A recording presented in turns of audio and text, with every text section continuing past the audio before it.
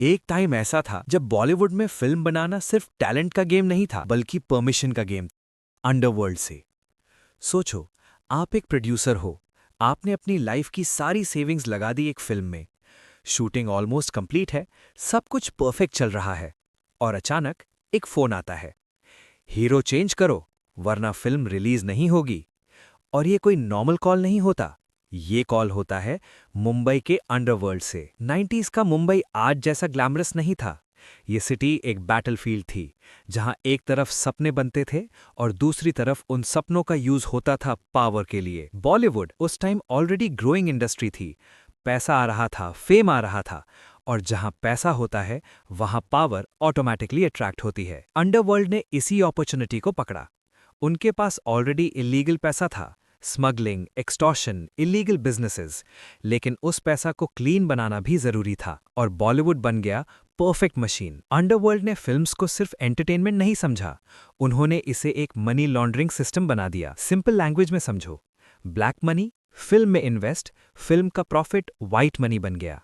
और अगर film flop हो जाए तो कोई प्रॉब्लम नहीं, क्योंकि मेन गोल प्रॉफिट नहीं था, मेन गोल था पैसा क्लीन करना और इन्फ्लुएंस बनाना। इसलिए कई बार ऐसे एक्टर्स कास्ट किए जाते थे जिनका कोई एक्सपीरियंस नहीं होता था, क्योंकि डिसीजन टैलेंट से नहीं, ऑर्डर से होता था। सबसे डेंजरस पार्ट यही था।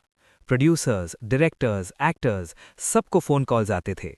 किस हीरो को लेना है, किस म्यूजिक डायरेक्टर को रखना है, कौन से सिंगर का सॉन्ग होना चाहिए।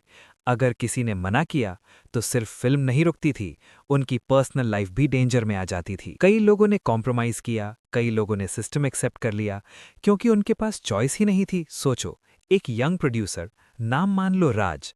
राज ने अपनी फर्स्ट फिल्म बनानी स्टार्ट की। सपना था एक ऑनेस्ट सिनेमा बनाने का। सब कुछ स्मूथ चल रहा था, कास्टिंग हो गई, शूटिंग स्टार्ट हो गई। फिर एक दिन फोन आता है, हीरो चेंज करो। राज कंफ्यूज हो गया, क्योंकि हीरो ऑलरेडी साइन था और स्टोरी उसके अराउंड लिखी गई थी। राज ने मना कर दिया। अगले दिन उसके ऑफिस के बाहर अननोन लोग खड़े थे। Silent warning. राज समझ गया, ये कोई नॉर्मल रिक्वेस्ट नहीं है। उसने प्रेशर में आके कास्टिंग चेंज कर दी। फिल्म रिलीज हुई, बट राज का सपना उस दिन मर गया। ये सिस्टम हमेशा नहीं चला। जैसे जैसे लॉ एनफोर्समेंट स्ट्रांग हुई और मीडिया ने एक्सपोज करना स्टार्ट किया, बॉलीवुड और अंडरवर्ल्ड के बीच का कनेक्शन धीरे धीरे बाहर आने लगा। इन्वेस्टिगेशंस हुई, कॉल्स ट्रेस हुई, और कई लोगों के नाम सामने आए। इंडस्ट्री में भी चेंज आना स्टार्ट हुआ। आज बॉलीवुड उतना कंट्रोल में नहीं है जितना 90s में था, लेकिन ये हिस्ट्री हमें एक इंपॉर्टेंट लेसन देती है।